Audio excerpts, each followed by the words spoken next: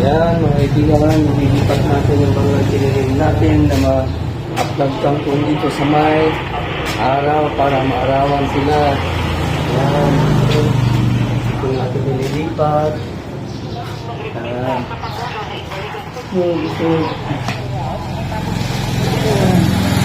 Nililipat natin sila dito para maarawan.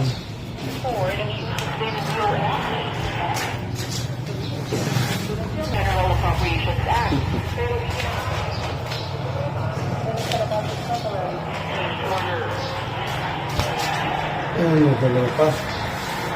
Yan. Yan.